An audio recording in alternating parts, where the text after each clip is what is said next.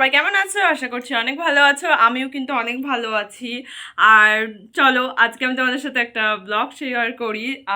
একটা বৃষ্টির দিনের ব্লগ, এটা আমি মেনলি তোমাদের সাথে শেয়ার করবো। আজকে সকাল থেকে লিটারালি এত বৃষ্টি হচ্ছে যে আমাদের ওইদিকে ঘরের পাশে পুরো জল জমে গেছে, পুকুর একদম ভর্তি হয়ে এসছে, সিঁড়ি অনেক ডুবে গেছে, মানে বৃষ্টি হয়েই যাচ্ছে। সেই ভোরবেলা থেকে আমি উঠেছি 4:30টার সময়, সেই 4:30 থেকে বৃষ্টি হচ্ছে, এখনও থামেনি। এখন 7টার বেশি বাজে, এখনও বৃষ্টি থামে না, 8টার মতো বাজে।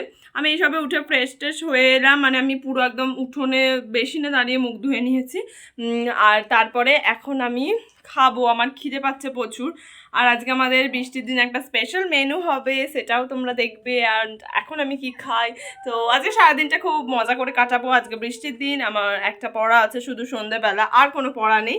সো চলো আজকে তোমরা ব্লগটা দেখতে থাকো। এখন 8টার মতো বাজে, এসবে উঠে পড়েছি। আর এই যে আমার ভাই এখানে বাটিতে করে কি নিয়ে খাচ্ছে আমি জানি না, চলো দেখিও কি খাচ্ছে। কি খাচ্ছ তুমি?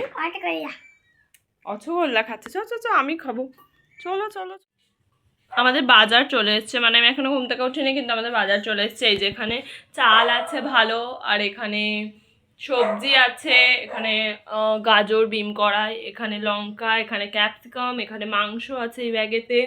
এগুলো সব আছে, এগুলোতে আমাদের একটা দারুণ স্পেশাল মেনু হবে আজকে, তোমরা গেস করো।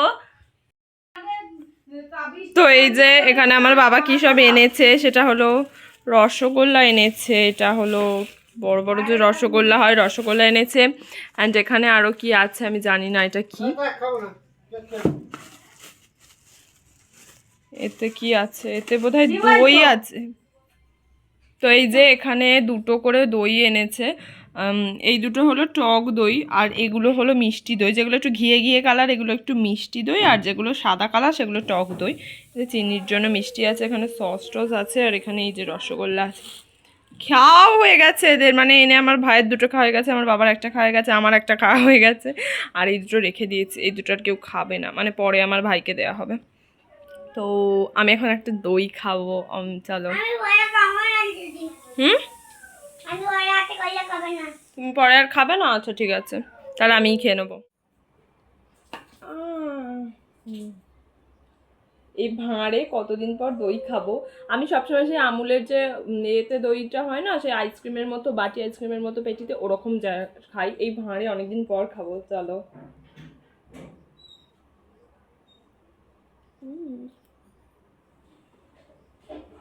এই মিষ্টি দইটা প্রচুর মিষ্টি, মানে মিষ্টি দই বলেই মিষ্টি, বাট প্রচুর।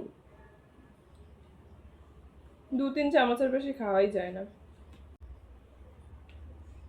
এটা আবার থাক, আমি আর খাবো না, আমি আর পারছি না, মানে কেমন লাগছে। চলো এটা থাক এখন, এটা পরে আমার ভাইকে দিয়ে দেবো। এখানে আবার কত কি আছে, এই যে এটা কি, এটা জানি না, এটা বোধহয় অ্যারারুট না কি জানি না, তবে কিছু একটা মশলাই হবে।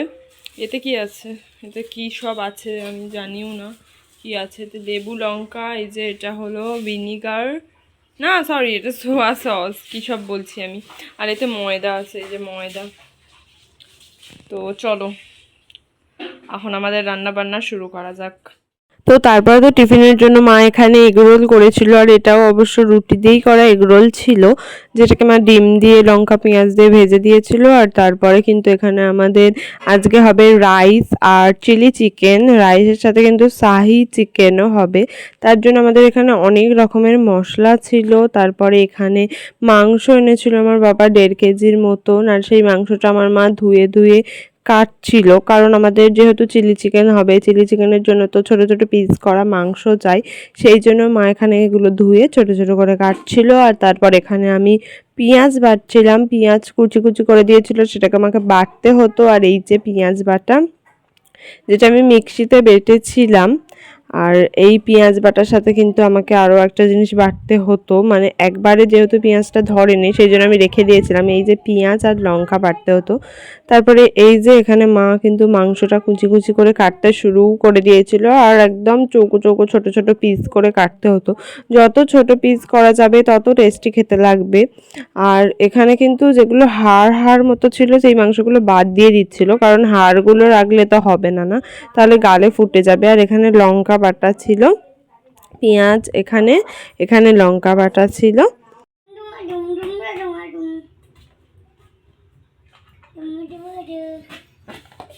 বেলুন নিয়ে খেলছো তুমি বেবি? ওর কি সুন্দর কালার বেলুনটার, বলো।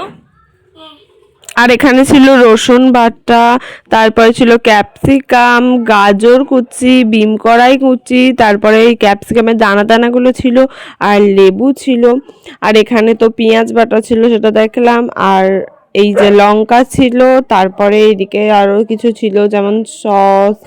আর সস এখানে আমাদের 15 টাকারটা কিনিনি, এমনি নর্মাল 2 টাকা করে কিনেছি। এখানে গরম মশলা ছিল, রাইসের জন্য এখানে কেনা চাল ছিল। আর এই চালটা আমার বাবা 500-র মতো নিয়ে এসেছিল।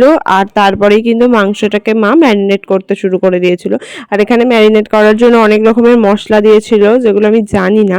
মানে বিশেষ করে জানি দই, ময়দা, কর্নফ্লাওয়ার, তারপরে নুন, আর কি সব দিয়েছিল আমি জানি না সেগুলো। আর এখানে মা এই কর্নফ্লাওয়ারটাই দিচ্ছিল এখানে। আর তারপরে কিন্তু আমি তেল গরম করে মানে বিম কড়াই আর গাজরগুলো ভাজতে বসাবো, তার জন্যই তেল গরম করছিলাম। আর তেল গরম করার পর এগুলো আমি ভাজতেও বসিয়ে দিয়েছিলাম। এগুলোকে মানে আমি তেলেতে দিয়ে একটু নাড়াচাড়া করে তারপর ঢাকা দিয়ে আর ভেজে নামিয়ে নিয়েছিলাম। তারপরেই কিন্তু এখানে মা চিলি চিকেনের মাংসটাও ভাজতে শুরু করে দিয়েছিল। আর এদিকে আমাকে চিলি চিকেন করার জন্য 2টো সস মেশাতে বলেছিল। তার মধ্যেই কিন্তু ঝমঝম করে বৃষ্টি চলে এসেছিল। এত জোরে বৃষ্টি হচ্ছিল যে আমাদের পুরো ফোন টোন তো ক্যামেরায় ভিডিও করতে গিয়ে ভিজে গেছে পুরো।